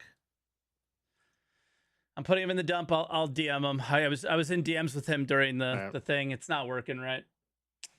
Poor Doc. That's right. Next week. Yeah. Next week, Doctor. Doc, we'll get to you next week. I don't know what's going on with the headphones and hearing, and I hear him as well, guys. It's that he's not hearing us when we're talking. Yeah. So it's which is a little hard to have a conversation that way. Can't have a conversation when that's happening. Yeah. So we love you, Doc. You know we love you, and I apologize, but I think that's where we'll leave it for today. And we'll try to get, no matter what, whoever calls in next week, if Doc's on the list, he's going first. Okay. Yep. No matter what, try to remind us. Everybody yell at us in the YouTube and Twitch chat comments because I have a bad memory. I don't know about yours, Croncy, but mine's horrible. Oh, 100% same. Highlights from this week. What's your one highlight? I'll give my one. You give your one, and then we'll say goodbye. Just the fact that it was so much more stable today. It got me a lot more hope for the patch, and that they can deliver within the next couple of weeks, and that maybe 4.0 won't get pushed back to next year. Yeah, big fingers crossing. Yeah. So again, the theme on the show has been that we haven't tested anything yet. So how do we know? But exactly, at the very least, hopefully they get this out the door and we at least get to testing. That would be great. Yep. I got two highlights. I think it's the rewards, the components being meaningful, but also being unique to a certain location that you have to fight over. And the second one would be that you guys told me that hauling works well with a group. I was not expecting to hear that today, and I'm so happy to hear that, and I can't wait. Yep. I'm messaging my buddies in the org, and I want to go hard on that. That'll be a lot of fun. I'm gonna wait till live, but yeah. Doc says in chat, sorry about that, folks. Discord being Discord. Yeah, sorry, man. Classic. But we'll get you. We'll get you next week again. If you call in next week, you'll be the first caller. All right. No matter what, we'll let you skip the line. That was Answer the Call. Croncy wasn't here last week. I am a shell of myself this week, and but I'm happy we did it, and I'm happy I did this today. I feel better. So I'm glad too, Mike. We both are doing so well emotionally, and we need to give ourselves pats on the back for our job well done. Yeah. Let's go. Yeah. But also, there's one more thing, Mike, that I do want to mention because I looked it up today. Either today's pod or next week's pod is 1 year of me being on the pod. No. Yep. 28th of August last year. Wow. So it's either 52 episodes today or 52 episodes next week. Wow. That's crazy. And I don't think we've missed a week. Have we taken a week off? I think we've taken literally one, and it was at the start of the year. The start of this year. Or end of last year. I think I was up in New Jersey, and it was just holiday time. Yeah, I think it was Christmas time. That's crazy. It's nuts, isn't it? It feels like we just started. Yep. That's wild. And there'll be so much more Star Citizen to talk about. Yes. This is never ending. I'm ready. Are you ready? I'm ready with my new phone. Whoa, look at that thing. It's really old, but really new. That's so cool. I have my really old phone that actually, like, it's so old it doesn't get service anymore. My wife is next to me. I'm like, "Do you have service?" She's like, "Yeah." So yeah, you're on like 1G. Yeah, maybe I'll have a flip phone soon as well. All right, guys. Hey, like, subscribe, please, and don't forget to answer the call. Okay. Hey. And again, thank you. Cheers, guys. I'm on the iPhone -1. Yep.